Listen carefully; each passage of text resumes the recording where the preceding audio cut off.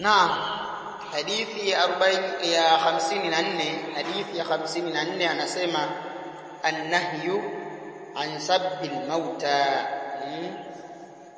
katazo la kutukana maiti, katazo la kumsema vibaya maiti, la kumtaani maiti na kumtukana maiti.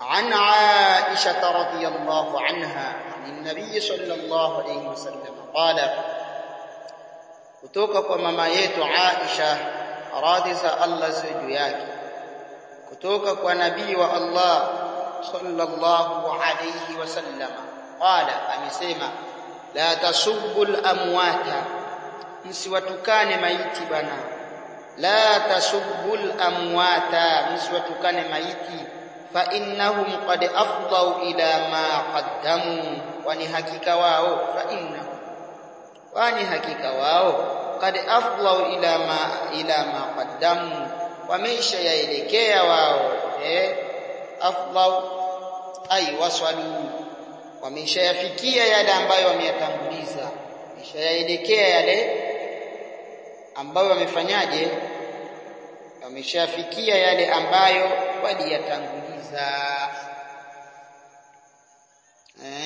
Rawahu al-Bukhari. Na wanawazuoni wametuelekeza namna kuifanyia kazi hadithi hii, namna ya kuifanyia kazi hadithi hii, ikiwa ni katika masala ya shakhsia ya mtu, mambo yake, basi asisemwe yule maiti, asisemwe yule maiti.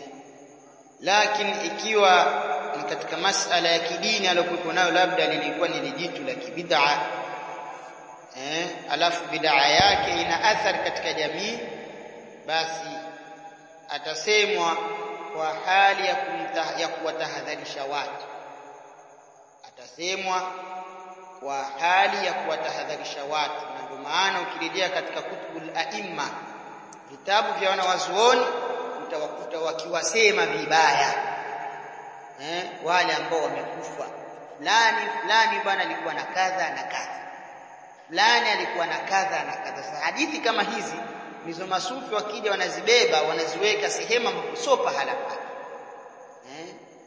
si pahala pake. So hivyo mzekani alisema mambo mabaya kupotosha katika dini ya Allah, alafu watu wapotoka kutokana na maneno yake, alafu ikiaachwa kisa amekufa. Hapana kitu kama hicho. Maadamu jamii bado inaathirika kutokana na zile athari zake, atasemwa, atasemwa.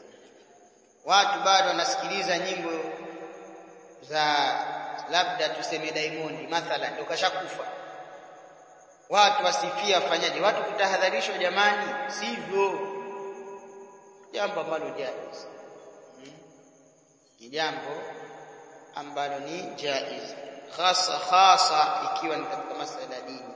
Kwa maana utakuta wanaandika vitabu vya kujeruhi na vitabu vya kuadilisha, tamsimsikilize fulani ni kwa kadha na kadha na kadha.